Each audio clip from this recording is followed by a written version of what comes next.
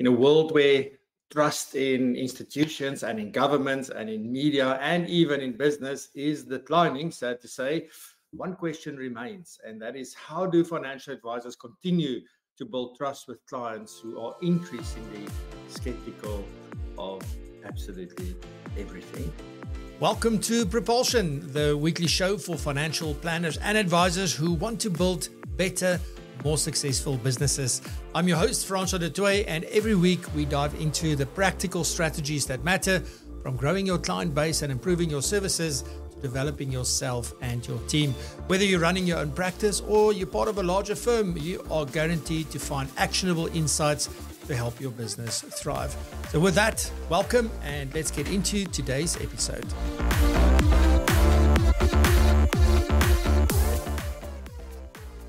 Right. So let's set the scene for this discussion, right?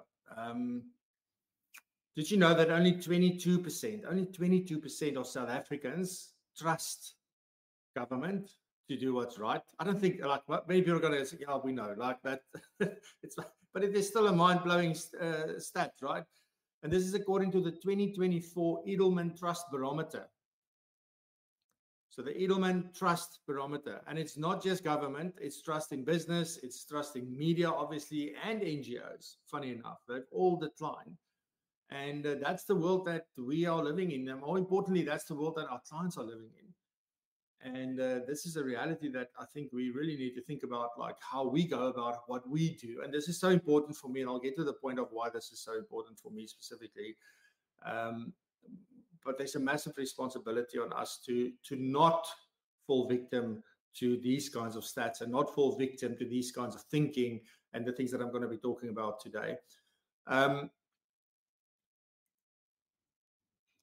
I think maybe the default is, for many people is that doubt. I don't trust anything. I know myself, there's lots of things that, well, what's the story here? What's the angle? We always think that there's some form of a hidden agenda. There's maybe something in the fine print. What's the catch? What's going on here? Like, that's sort of the default thing. And even you probably experience this with some of your clients as well, where you have a discussion with them and, your existing clients are so happy, but you sit with a new client and they're very skeptical about this whole thing because they've heard some of this stuff before. And I think if we just think about what does it mean if we live in a low trust society, it's one way, if we think about, people are more likely to question motives. Doesn't matter how pure the motives are, but they question those. They hesitate to commit, so they don't want to say yes easily. They take their time to make decisions, so they don't just do it quickly. They feel uncertain, and it's not just about these big institutions, right? It's about relationships, it's about businesses, it's about services. I mean, most of us, when you get great service, it's like, whoa, this is amazing. It's almost like we don't expect great service anymore. We've just become accustomed to the way that things are. And clients, I think, are very much, many of them are on that sort of mode, I think, if you will. If you think about a high trust society as the complete opposite of that, we tend to give others the benefit of the doubt. We're happy to go, you know what, this is fine. I trust you. It's fine. I know that you're doing the best that you can do, or that you're meaning well, or whatever that may be. Whereas in a low trust society, it's more a case of, yeah, what's your angle, right? And why does this matter for us as financial advisors and financial planners? Because in our game, trust is absolutely everything, right? There's nothing else that matters. It's trust. We always say this business is built on relationships. If we don't have trust, when you do have trust, let me rather say that, that's the reason why somebody would open up to you about their personal goals, to share their deepest fears and their deepest aspirations and all of those good things. It's why they go, and I was on the receiving end of this, where I had to invest money. It's not so easy to hand over your money to somebody else. I think particularly possibly because I work in the profession. So you sort of in the back of your mind, almost like a builder, somebody who's in construction, they always think they can just do it themselves. So they have the knowledge and the skill. But sometimes you're just going to let somebody else do it. But it is still a story of, you it's not so easy to hand over all your money to somebody and to just simply believe all the recommendations. Because here's the challenge that we sit with in what we do, right? It's impossible for anybody to judge day one whether they got great advice or not. The only time that might be a case is in terms of estate and risk planning. If we did it today, we implemented it today, and tomorrow, unfortunately, something happens and the plan works out. The next day, we know exactly this was fantastic. I did the right thing. The plan is well put together, and everything is just exactly how we imagined it to be. Unfortunately, for 99.9% of what it is that we do, we only see the results 5 years from now, 10 years from now, 40 years from now, 50, 60 years from now, and sometimes generations later. But we expect people to just do business with us, right? It's so different from going to buy anything else in life, really. I remember way back when I was still at one of the corporates, I had the privilege of listening to Dr. Brian Jude, and I think he wrote a book called Sell, Don't Tell. So I'm recording this from memory now. But at this presentation that he was still at the Mosaic Church there in Fairlands, where this conference took place, and he was saying that, you know what, we sell the invisible, the intangible, and that is one of the hardest things that you can do. So this is really important that we understand that, you know, it's hard for people. When trust is like really scarce, and I'll go through some of the reasons why there's a decline in trust in a second, but when that is scarce, our role shifts. Okay? I'm no longer just giving advice. You're no longer just giving advice. We're calming nerves. We're building confidence. We're motivating and inspiring people. We also try and make them feel safe most of the time, because those are the kinds of things. And this is why I said, I wrote an article yesterday in the week for one of the publications. And one of the points that I made was that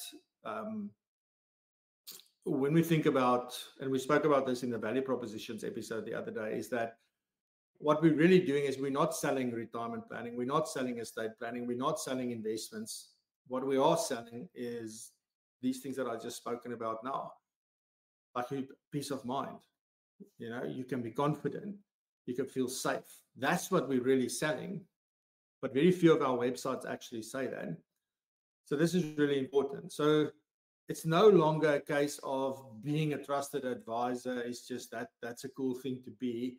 It's a strategic advantage today.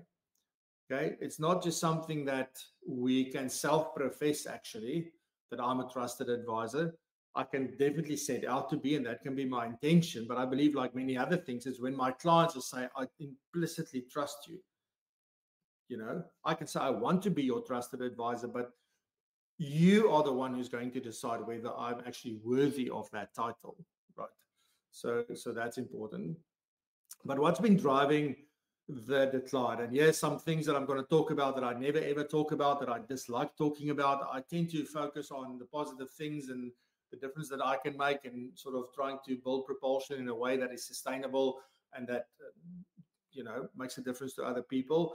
That's all I'm worried about. I can't control any of these things, but unfortunately the media is really pushing things down on everybody, and everybody's consuming this on social media and in the traditional media and everywhere else. And then we have these conversations. I mean, I can hear sometimes we sit around the table and people are just going on about this happened here and that happened there, and even pulling China into this and Russia and like all these things where we have absolutely no control over it. The only thing I can control is what I do today.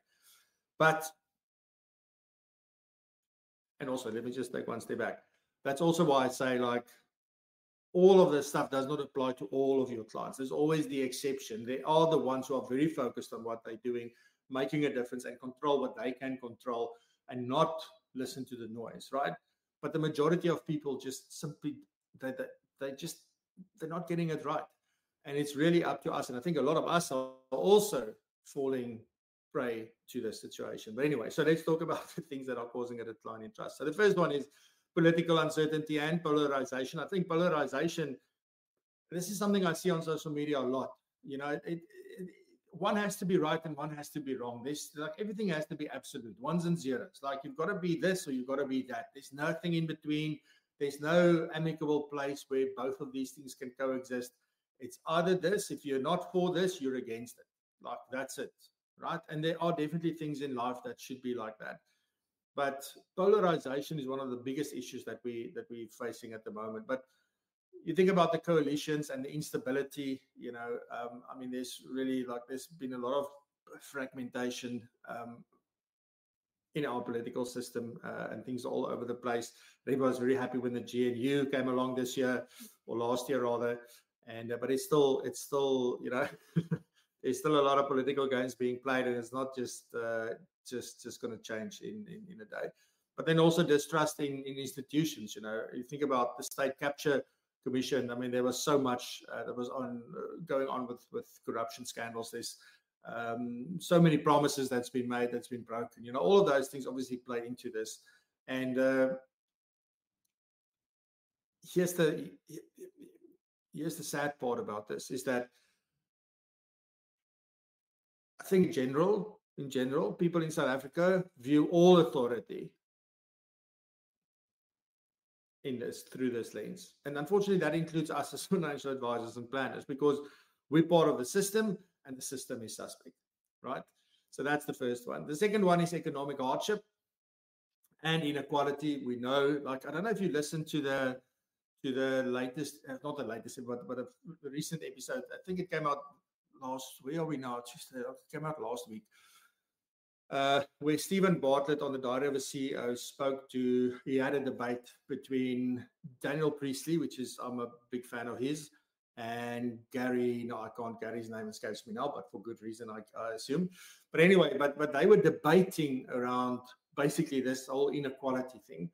And Gary believes we can solve a lot of this through entrepreneurship, and the other guys didn't say much in my opinion, but it was almost a 3-hour story. So go and listen to that, because it's really fascinating to listen to somebody who talks about this from an economical point of view, but clearly, in my opinion, doesn't understand tax. He doesn't know what's the difference between. Let me not get into that. But you can go and listen to that. Make up your own mind, right? But this is what people are bombarded with. So there's people who understand how things work, and this is why the education part of this is so important.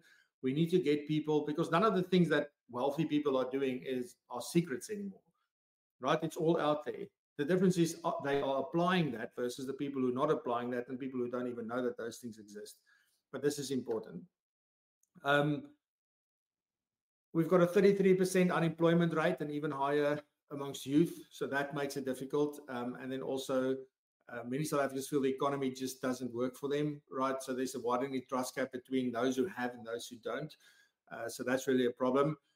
If you work with high income or high net worth clients, they may feel guilty or defensive in some cases. And then if you work with middle income clients, they may feel vulnerable again. Either way, doesn't really matter. They are very cautious. I think that's the important part here. And they're looking to you for more than just returns. They want to know that you are in their corner, that you get them, that you understand them. We want to get to the things that we can do in order to build trust with these people. Also, obviously, misinformation and fake news. I don't know if you saw my post around the latest image generation with ChatGPT. It's amazing what you can do, but it's just going to add more to misinformation and fake news, because as much as I want to use it for good to build my business, there's 5 more people possibly trying to do something shady with it. But we know that we don't trust the media anymore. Like, whatever we hear on radio, we go and double, triple check in 3 different places in order to make sure, is this really true or is this not true? We don't even believe the videos and the photos that we see online anymore, not because of AI, just because people have been faking it for a long time with Photoshop and all those kinds of things. But it's really important, and people struggle with this, to really separate truth from noise. We always know there's Justice Malala. I think Justice Malala, is that his name? He's a political commentator, and he always say, like, I've heard him speak quite a few times, and then he goes, it's now election time. Just remember, this is noise and these are facts. Worry about the facts, forget about the noise, because everybody makes noise around this time. And that's been so helpful in my life to say, well, what is noise and what is not, right? And I don't always get it right, but often I don't really worry about that. But then you get these things that get sent around on WhatsApp and social media and all sorts of theories and conspiracies and things that goes around. And unfortunately, a lot of everyday people just believe these things. They believe what they see because I saw it, so therefore it must be true. And I think it's really, we have a climate of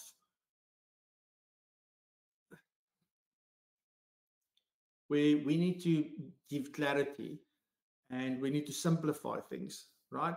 Because that's really becoming more and more valuable. That's really what it's about. But unfortunately, we're going to need to fight for that position because skepticism is probably I'm not talking about in general, right? This is not all clients and every single person, but in general, there's a lot of skepticism going around. Scandals and past failures. I mean, just listen to Nikki this morning. I don't need to tell you about that. And here's the other thing. I think one of the things that we also don't do ourselves any favors is when we call out other financial planners or financial advisors who do not possibly, they gave advice that is contradictory to what you would have done. They sold a product that you absolutely don't believe in because for whatever reason, right? I think what we should really be doing, and I've said this so many times on the show, but unfortunately the people who need to hear it is often not here. But what we need to do is to focus on how do we do it? You don't have to say that's bad advice. That product is so expensive. This is this is that. We should rather go from a position of, one of the most important factors when it comes to investments, not the most important, but one of the major factors is costs and specifically ongoing costs. And we've structured things in a way that makes this very efficient for clients, and we've managed to grow our clients. So focus on what you do and the good that you do, and the way that what's your philosophy and what's your stance on all of these things. Forget about what the others are doing, because already we really struggle with all these things I've just mentioned. So it becomes much harder for us to really win the trust of clients. So if we now start pointing fingers at each other, that's not helpful. But if you can say, you know what, this is our approach, this is our view. Clients are clever enough. They will figure out the difference between the two, and they will come and work with you instead of somebody else. And that other person at some point in life will also then learn what they need to do to grow. But that's really important, right? So just think about this when we talk about this. Okay. So the role of the advisor, if I was to say to you, well, what does the role of the trusted advisor look like today? I mean, there was a book written about this a number of years ago. But what does it look like today, probably? One thing I can tell you, and I'm very excited. I'm going to be talking on a panel shortly, and this is one of the things I want to lead with, is that it's no longer about product knowledge. And this is like, for me, this is like old news. And then you go and speak at places, or I get to attend things, and then I realize, like, nope, many people have not heard the message yet. Although many of the people we work with, they've moved on from just product. Product is not the value proposition, and it never was, and it never should be. It's a solution, one of the solutions. It's one of the tools.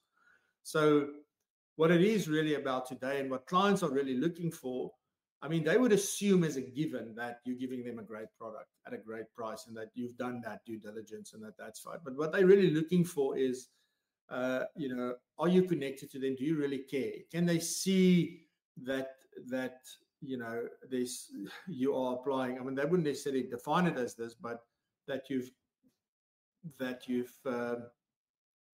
displaying emotional intelligence, right? Emotional intelligence is very important, but also, this is an important or a very interesting one as well. So Richard Mulholland, I want to try and get him on the show. If anybody knows Richard Mulholland, tell him I want him on the show. Richard Mulholland made a video a while back that somebody else shared with me, and he was talking about this whole thing about emotional intelligence, or what does he call it? I can't remember exactly, but this whole thing about empathy. It was all about empathy, right? Because empathy means that you feel with another person. You can put yourself in their shoes and you feel with them. And he was sort of came with a 12-minute video from a different angle, saying that, that's not really possible because you will burn out. We are not built to take on everybody else's problems, because that's basically what you're doing with that. But he then took another approach where he said, well, isn't it maybe something else? And that it's not so much about having empathy, but it is about having something else, which now escapes my mind what the word is, but it's a really important one. Anyway, so it's no longer about emotional intelligence, or about product knowledge, rather. It is about the emotional intelligence. It is about consistency. It's about being transparent as much as you, like fully, not even as much as you can be, and then staying relevant. And the only way that we can stay relevant is by continuing to learn, right? By continuing to serve our clients. So we learn in practice, and we also learn outside of that. So that's really, really important as well. Some of the things that really build trust, and I think these are principles that stands the test of time. First one is obviously reliability. It's simple. It's just doing what you say you'll do. I mean, there's the trust equation that we've spoken about as well in some of the programs we run in Propulsion, of which reliability is one of those factors. But that just means that when you say you're going to do something, do it. Like, it's very, very simple.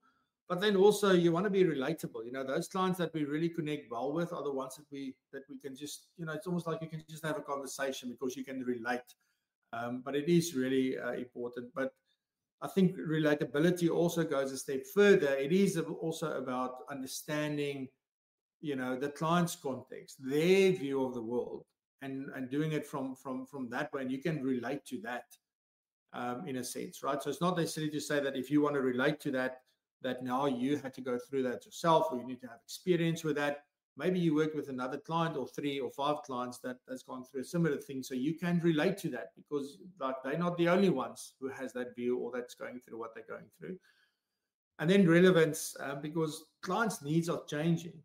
What worried them 10 years ago is very different from what's worrying them today. And are we keeping up with that? And this is also why we spoke about the ever-evolving value propositions the other day in one of the episodes, because those needs are forever evolving. And so is the world that we live in. So even if they didn't want to evolve, the world around them is evolving. And that we also need to stay in the know of. So really, really important. Right, so how can we build trust? Let me give you 5 practical trust building strategies that you can follow. So hopefully you can write this down. Be consistently present, right? And what we mean with consistently present, I think in the meeting when we are engaging with somebody, yes, be present, but also regular check-ins, newsletters, video updates. You can even hold live Q&As with them. These are such things that are so easy to do and cost you nothing, or almost nothing. So it's really, really important. But that means that they see you on a regular basis. You're always top of mind. They know that you're looking into things, that you're staying on top of things. So that's really, really important. Even something that I would throw in there would be something like, consolidated investment reporting. I really like that, because it's a way where you send your investment clients their statement every single month, not every year, every month. You won't believe the value that adds. And that would be another way. Then the second one, embrace transparency. You've got to clearly explain your fees. It doesn't matter what it is, right? So whether it's a fee that you're charging, or whether it is commission that you're earning, or whether it's ongoing fees on investments, but you've got to explain those in plain, simple language, and not in percentages. Because unfortunately, I think, and we will make it much harder, right? If I say 0.5%, it doesn't sound like much. But if somebody sees, sure, that's 5,000 a month, then suddenly, okay, but what am I getting for this 5,000? It's a different conversation. So we also have to be transparent about the services that we do, and specifically the services that we do not do, and even limitations of our advice, right? Because sometimes there's things that we just simply can't help them with, and we have to be clear about this. So embrace the transparency. It builds trust. If we forever we project this idea that we have all the answers, that we can solve everything, and we've seen everything, this is too good to be true, right? So it's good to sometimes say to a client, I don't know. I honestly don't know, or we can't help you with this. This is beyond our expertise. That's okay. Then educate without patronizing. I think that's really important. The one thing that you overcome this whole thing that I spoke about, where you sell something today, that advice, or you implement this advice today, but there's only a benefit way down the line, and we can only judge way down the line whether I made a good decision or not. And that's a big, big risk to take. Education is the only way. Like, in my opinion, education, you've got to educate. Every single time you get an opportunity, educate clients on something, not on everything, on something. Have a journey with them, how you educate them throughout the life that they are with you. So really important. And then also to use just plain and simple language. Don't talk about, I don't know, own or similar occupations, or own occupational, like I can't even remember all these things. So stay away from those, right? Use plain and simple language. And that's something that, if you don't know how to do that, ChatGPT or any of those models can definitely help you simplify things. And then also to demystify concepts. I so often see where younger people are starting to buy their first cars, or they get a loan for some reason, or whatever the case may be, and they have no idea how these things work. There's so much that we can educate them on, and yet there's so much available out on the internet, which we think like, but why would I do it? It's already been done. You will be amazed. And also, nobody can do it the way that you do it. So you have to add your voice to that as well. So do that. So educate without patronizing. Then listen first and advise second. That's the fourth practical step. Make advice personal and make it relevant. It's been great. I just had a chat to Nikki before we went live to ask how it's going with the capstone, because the first cohort is now going through the capstone process, where they have to produce a financial plan. So they're no longer writing the PCE board exams and things. They're now going through a whole different process to do that. And, this is really what it is about at the end of the day. It's about saying, well, what are the circumstances? What's the information? Let's give advice that is relevant to that. On the other hand to this, right, is also that if you zoom out, you will find that many of your clients actually have the same kinds of things. So as much as it maybe is personal and relevant to that person, there might be, 5 or 6, I don't know, different types of advice or plans that you really implement across your entire client base. So it shouldn't be too hard to manage these things as well. But when we're in the moment, you have to listen to that client first and then advise them. Don't just rush in and think this is the answer. And then lastly is the fifth one is demonstrate values in action. So all of the things that are important to your clients, if you know what they value, do you also display the same values? Because if there's not an alignment of values, then trust is not really going to be able to be built. So really, really important from that point as well. So whatever you say you value and what's important to you as well, can they see it in the decisions that you make? Can they see it in the services you offer? Can they see it in the way you give advice, in the kinds of products and product providers that you align yourself with? Do all of these things talk to one, and are they congruent with each other? I think that's one of my favorite words. So really brilliant. So trust, I can tell you this, is that it's not a campaign. Okay, it's a long-term relationship strategy. So you're not going to do something to build trust and then you're done, right? It's a lifelong, long-term relationship strategy. Also, I want you to sort of maybe just take a moment today and just go think about what are you doing to build trust with clients, existing clients, new clients, the industry, with product providers, with service providers, with all of those as well, because this goes way beyond all of this.